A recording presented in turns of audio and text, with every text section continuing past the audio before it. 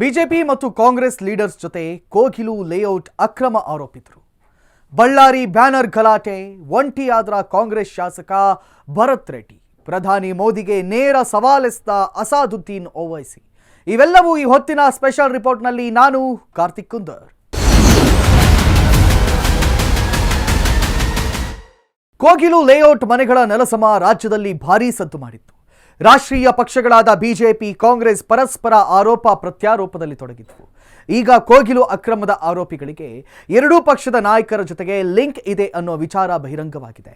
ಆ ಮೂಲಕ ಬಿಜೆಪಿ, ಕಾಂಗ್ರೆಸ್ ಎರಡೂ ಪಕ್ಷಗಳು ಈ ಘಟನೆಯಲ್ಲಿ ತಮ್ಮ ರಾಜಕೀಯ ಬೇಳೆಯನ್ನ ಬೇಯಿಸಿಕೊಳ್ಳೋದಕ್ಕೆ ನೋಡಿಕೊಳ್ತಾ ಇವೆಯಾ ಅನ್ನೋ ಅನುಮಾನ ಮೂಡ್ತಾ ಇದೆ.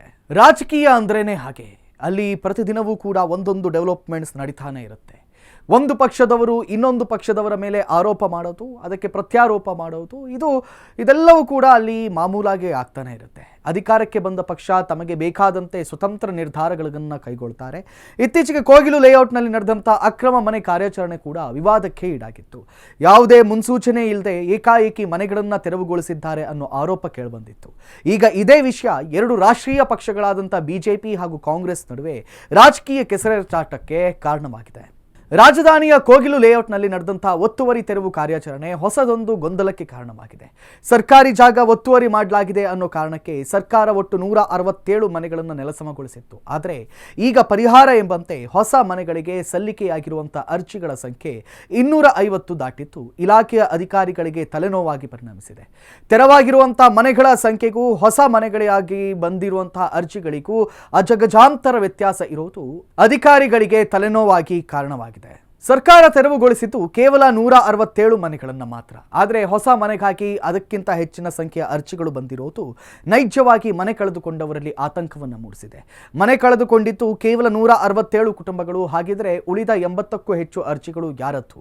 ಕಿಡಿಗೇಡಿಗಳು ಪರಿಹಾರ ಪಡೆಯೋಕೆ ಸುಳ್ಳು ಅರ್ಜಿ ಸಲ್ಲಿಸಿದ್ದಾರೆ ಎಂಬ ಪ್ರಶ್ನೆ ಸಾರ್ವಜನಿಕ ವಲಯದಲ್ಲಿ ಕೇಳಿ ಬರ್ತಾ ಇದೆ. ಈ ಗೊಂದಲದಿಂದಾಗಿ ನಿಜವಾದ ಸಂತ್ರಸ್ತರಿಗೆ ಮನೆ ಸಿಗುತ್ತದೆ ಎಂಬ ಆತಂಕ ಶುರುವಾಗಿದೆ. ಈ ನಡುವೆ ಕೋಗಿಲು ಲೇಔಟ್ ಅಕ್ರಮದ ಆಪಾದಿತರು ಎನ್ನಲಾದಂಥ ಆರೋಪಿಗಳ ಜೊತೆ ಬಿಜೆಪಿ ನಾಯಕರಿರೋ ಫೋಟೋಗಳು ವೈರಲ್ ಆಗಿವೆ. ಇನ್ನು ಕೋಗಿಲು ಲೇಔಟ್ನಲ್ಲಿ ಹಣ ಪಡೆದು ಅಕ್ರಮವಾಗಿ ಮನೆ ನಿರ್ಮಿಸಿಕೊಟ್ಟಿದ್ದಾರೆ ಅನ್ನೋ ಆರೋಪ ವಸೀಂ ಮತ್ತು ವಿಜಯ್ ಅನ್ನೋ ವ್ಯಕ್ತಿಗಳ ಮೇಲಿದೆ. ಈ ಇಬ್ಬರು ವ್ಯಕ್ತಿಗಳು ಹಣಕ್ಕೋಸ್ಕರ ಈ ರೀತಿಯಾಗಿರ್ತಕ್ಕಂಥ ಕೆಲಸ ಮಾಡಿದ್ದಾರೆ ಅನ್ನೋ ಆರೋಪ ಕೇಳಿಬಂದಿತ್ತು. ಈಗ ಬಿಜೆಪಿಯ ನಾನಾ ನಾಯಕರ ಜೊತೆ ಈ ಇಬ್ಬರು ಆರೋಪಿತರು ಫೋಟೋಗಳು ವೈರಲ್ ಆಗಿವೆ. ಅದರಲ್ಲೂ ಕೂಡ ಕೋಗಿಲು ಅಕ್ರಮ ಲೇಔಟ್ ವಿರುದ್ಧ ಮೊದಲು ಧ್ವನಿ ಎತ್ತಿದ್ದಂಥ ತಮೇಶ್ ಗೌಡ ಜೊತೆಯೂ ಈ ಆಪಾದಿತರು ಫೋಟೋ ವೈರಲ್ ಆಗಿದೆ. ಇನ್ನು ವಸೀಂ ಮತ್ತು ವಿಜಯ್ ಜೊತೆಗಿನ ಫೋಟೋ ಬಗ್ಗೆ ತಮೇಶ್ ಗೌಡ ಪ್ರತಿಕ್ರಿಯೆಯನ್ನು ನೀಡಿದ್ದಾರೆ. ಇದು ಒತ್ತುವರಿ ತೆರವಿಗೆ ಆಗ್ರಹಿಸಿ ಸ್ಥಳಕ್ಕೆ ತೆರಳಿದ್ದಾಗಿನ ಫೋಟೋವೇ ಹೊರತು ಬೇರಾವುದೇ ಸಂದರ್ಭದಲ್ಲಿ ತೆಗೆದ ಫೋಟೋ ಅಲ್ಲ. ಸೆಪ್ಟೆಂಬರ್ 4ರಂದು ಕೋಗಿಲು ಲೇಔಟ್ಗೆ ಭೇಟಿ ಕೊಟ್ಟಿದ್ದೆ. ಈ ಸಮಯದಲ್ಲಿ ಇದೊಂದು ಅಕ್ರಮವಾಗಿ ನಿರ್ಮಾಣ ಮಾಡಿರೋ ಲೇಔಟ್ ಅನ್ನೋದು ನನ್ನ ವಾದವಾಗಿತ್ತು. ಆದರೆ ವಸೀಂ ಮತ್ತು ವಿಜಯ್ ಇದು ಅಕ್ರಮ ಲೇಔಟ್ ಅಲ್ಲ, ಈ ಲೇಔಟ್ಗೆ ಸೂಕ್ತ ದಾಖಲೆ ಇದೆ ಎಂದಿದ್ರು. ಜೊತೆಗೆ ಸ್ಥಳದಲ್ಲಿ ನನ್ನೊಂದಿಗೆ ವಾಗ್ವಾದಕ್ಕೆ ಕೂಡ ಇಳಿದಿದ್ರು. ಈಗ ಸ್ಥಳಕ್ಕೆ ಭೇಟಿ ನೀಡಿದ್ದಂಥ ವೇಳೆ ತೆಗೆದ ಫೋಟೋವನ್ನೇ ವೈರಲ್ ಮಾಡ್ತಾ ಇದ್ದಾರೆ ಅಂತ ತಮೇಶ್ ಗೌಡ ಆರೋಪವನ್ನು ಮಾಡಿದ್ದಾರೆ. ಫೋಟೋ ವೈರಲ್ ಬೆನ್ನಲ್ಲೇ ಸಾಮಾಜಿಕ ಜಾಲತಾಣದಲ್ಲಿ ಪೋಸ್ಟ್ ಮಾಡಿ ತಮೇಶ್ ಗೌಡ ಸ್ಪಷ್ಟನೆಯನ್ನು ನೀಡಿದ್ದಾರೆ.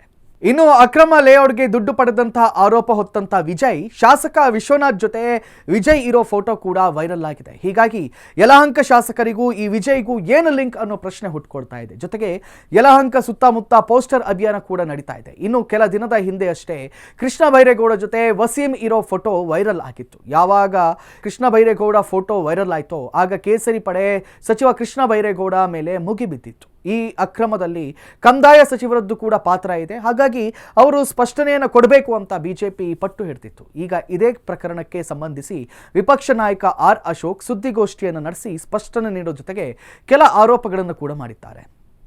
ಸುದ್ದಿಗೋಷ್ಠಿಯಲ್ಲಿ ಮಾತನಾಡಿದಂಥ ಆರ್ ಅಶೋಕ್, ಆ ದಿನ ಎಲ್ಲಾ ಪಕ್ಷಗಳ ಪ್ರತಿನಿಧಿಗಳು ಕೂಡ ಸ್ಥಳದಲ್ಲಿದ್ದರು. ಹಾಗೆಯೇ ವಿಜಯ್ ಕುಮಾರ್ ಹಾಜರಿದ್ದರು. ಕಾನೂನಿನ ಚೌಕಟ್ಟಿನಲ್ಲಿ ಕ್ರಮ ಕೈಗೊಳ್ಳಬೇಕಾದ ಜವಾಬ್ದಾರಿ ಸಂಪೂರ್ಣವಾಗಿ ಸರ್ಕಾರದ್ದು. ಸರ್ಕಾರ ನಿಮ್ಮದು, ಶಾಸಕರು ನಿಮ್ಮವರು, ಅಧಿಕಾರ ಕೂಡ ನಿಮ್ಮ ಕೈಯಲ್ಲಿದೆ. ಈ ವಿಷಯದಲ್ಲಿ ಯಾವ ಪಕ್ಷದ ಸದಸ್ಯನೇ ಆಗಿರಲಿ ಅಥವಾ ಮುಖಂಡನೇ ಆಗಿರಲಿ ತಪ್ಪಿದ್ದರೆ ಮೊದಲು ಅವರ ಮೇಲೆ ಕ್ರಮವನ್ನು ಕೈಗೊಳ್ಳಿ. ಇದಕ್ಕೆ ನಮ್ಮಿಂದ ಯಾವುದೇ ವಿರೋಧವಿಲ್ಲ. ಆದರೆ ಕ್ರಮ ಕೈಗೊಳ್ಳದೆ ಕತ್ತರಿಸಿದ ವಿಡಿಯೋಗಳು, ಹಳೆ ಫೋಟೋಗಳು, ಅಪಪ್ರಚಾರ ಮೂಲಕ ರಾಜಕೀಯ ಮಾಡಲು ಹೋಗುವುದು ಯಾವ ನೈತಿಕತೆ ಅಂತ ಅಶೋಕ್ ಪ್ರಶ್ನಿಸಿದ್ದಾರೆ.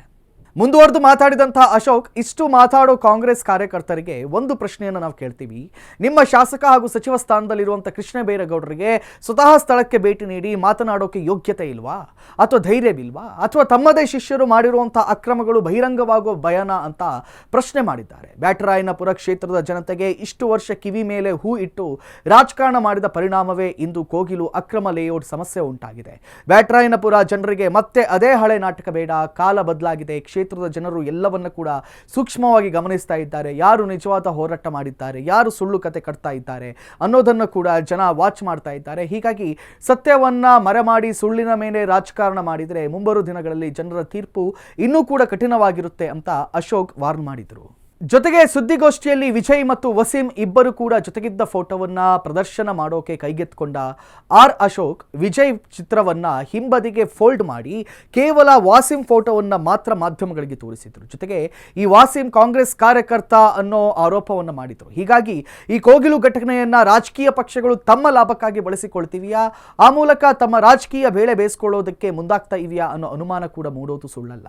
ಈ ಬೆಳವಣಿಗೆ ರಾಜಕೀಯ ಪಕ್ಷಗಳಿಗೆ ಜನರ ಸಮಸ್ಯೆ ಮುಖ್ಯವಲ್ಲ, ಕೇವಲ ರಾಜಕೀಯ ಮೇಲಾಟಗಳೇ ಮುಖ್ಯ ಅನ್ನೋದು ಮತ್ತೊಮ್ಮೆ ಸಾಬೀತಾಗಿದೆ. ಇನ್ನು ಕೋಗಿಲು ಪ್ರಕರಣದ ಜೊತೆ ತಮ್ಮ ಹೆಸರು ತಳುಕು ಹಾಕಿಕೊಂಡಿದ್ದಕ್ಕೆ ಸಚಿವ ಕೃಷ್ಣ ಬೈರೇಗೌಡ ಸ್ಪಷ್ಟನೆಯನ್ನು ನೀಡಿದ್ದಾರೆ. ಇನ್ನು ಕೋಗಿಲು ಕೇಸ್ನಲ್ಲಿ ಕಂದಾಯ ಸಚಿವ ಕೃಷ್ಣ ಬೈರೇಗೌಡ ಹೆಸರು ಕೇಳಿಬಂದಿತ್ತು. ಹಾಗಾಗಿ ಬಿಜೆಪಿ ನಾಯಕರು ಸಚಿವ ಕೃಷ್ಣ ಬೈರೇಗೌಡ ಸ್ಪಷ್ಟನೆಯನ್ನು ನೀಡಬೇಕು ಅಂತ ಪಟ್ಟು ಹಿಡಿದಿದ್ರು. ಈಗ ವಸೀಂ ವಿಜಯ್ ಜೊತೆಗಿನ ಫೋಟೋ ವೈರಲ್ ವಿಚಾರಕ್ಕೆ ಕ್ಲಾರಿಟಿ ಕೊಟ್ಟಿರೋ ಕೃಷ್ಣ ಬೈರೇಗೌಡ, ಪೊಲೀಸರು ತನಿಖೆ ಮಾಡಲಿ, ಯಾವ ಪಾರ್ಟಿಯವರೇ ಆಗಿರಲಿ ಅವರ ಮೇಲೆ ತನಿಖೆ ಆಗಿ ಕ್ರಮ ಆಗಬೇಕು. ಆಪ್ತರು ಹೌದೋ ಅಲ್ವೋ, ಯಾರೇ ತಪ್ಪು ಮಾಡಿದ್ರು ಕ್ರಮ ಆಗಲಿ, ಯಾರ್ಯಾರ ಲಾಭ ಮಾಡ್ಕೊಳ್ತಾರೆ, ಪ್ರಯತ್ನ ಮಾಡ್ತಿದ್ದಾರೆ, ಲಾಭ ಮಾಡ್ಕೊಂಡಿದ್ದಾರೆ, ಅವರ ಮೇಲೆ ಕ್ರಮ ಆಗಲೇಬೇಕು. ಪಕ್ಷಾತೀತವಾಗಿ ತನಿಖೆ ಆಗಲಿ ಅನ್ನೋದೇ ನನ್ನ ಹಾಗೂ ಸಿಎಂ ನಿಲುವು. ಒಂದು ವೇಳೆ ಒತ್ತುವರಿ ನಾವೇ ಮಾಡಿದ್ದಾಗಿದ್ರೆ ಯಾಕೆ ತೆರವು ಮಾಡಿದ್ವಿ? ಆರೋಪ ಮಾಡೋರು ಕಾಮನ್ ಸೆನ್ಸ್ ಇಟ್ಕೊಂಡು ಮಾಡಬೇಕು. ಅಧಿಕಾರಿಗಳು ದಾಖಲೆ ಪರಿಶೀಲನೆ ಮಾಡ್ತಿದ್ದಾರೆ, ಅರ್ಹರನ್ನ ಗುರುತಿಸಿ ದಾಖಲೆ ಪರಿಶೀಲಿಸಿ ನಿವೇಶನ ಕೊಡ್ತೇವೆ. ಈ ಮಧ್ಯೆ ಅರ್ಹರಲ್ಲದವರು ಒಂದು ಲಾಭವನ್ನ ಪಡಿಬಾರದು. ಹೀಗಾಗಿ ಸರಿಯಾದ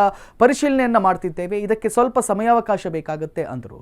ಒಟ್ನಲ್ಲಿ ಕೋಗಿಲು ಕೋಲಾಹಲವನ್ನ ಎರಡೂ ಪಕ್ಷಗಳು ರಾಜಕೀಯ ಮೇಲಾಟಕ್ಕೆ ಬಳಸಿಕೊಳ್ತಾ ಇರೋದು ಸುಳ್ಳಲ್ಲ.